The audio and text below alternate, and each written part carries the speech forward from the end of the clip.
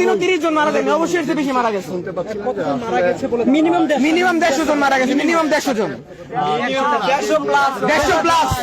But আমাদের কথাটা হচ্ছে রাত্রে বাজে 2টা, এখন কেন আমাদের ক্যাম্পাসের ভিতরে যে অ্যাম্বুলেন্স যখন যারা ক্যাডেটরা ছিলাম আমরা মিনিমাম যে যেমনি পারছি আমরা 50-60 জন লাশ অনায়াসে বার করছি, চোখ বন্ধ করে 50-60 জন। কিন্তু তারা কিভাবে কাউন্ট করতে যে 10-15 জন লাশ মারা গেছে, ভিতরে আরো অনেক লাশ ছিল। বাট আমাদের মারা গেছে বলে মিনিমাম 150 জন মারা গেছে, মিনিমাম 150 জন, 150 প্লাস।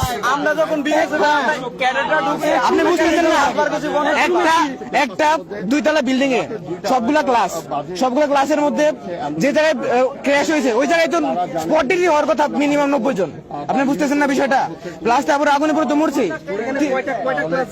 ক্লাস 2তলা বিল্ডিং এ মিনিমাম কয়টা, 6, 7, 8টা, উপরে 8টা নিচে 8টা, মনে করেন এবার 16টা ক্লাস তো মিনিমাম ছিলই। ধারণা করার কিছু নেই, আমরা জানি এটা ধারণা না, 100%। আমরা এই কলেজে পড়াশোনা করি, আমরা জানি না কতজন মৃত্যুবরণ করতে পারে, কতজন পারে না। তারা কিভাবে কাউন্ট করে যে 5 জন 6 জন অথবা 9-10 জন। আমরা যখন বিওয়াইসি আমরা ক্যাডেটরা যখন আমরা মানে রিস্কিউতে ছিলাম, আমরা যে ক্যাম্পাসের ওই সাইড দিয়ে লাশগুলোর টানছে।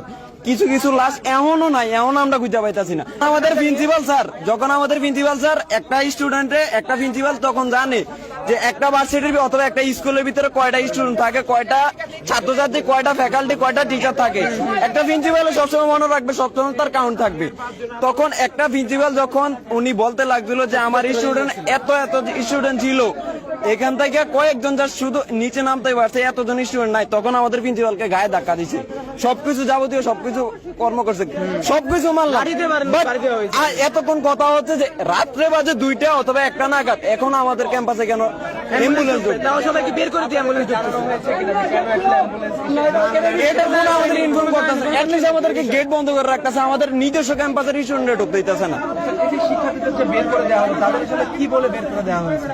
শিক্ষার্থীদের কোনো কিছু ডিরেক্টলি লাঠি দ্বারা বের করে দেওয়া হয়েছে।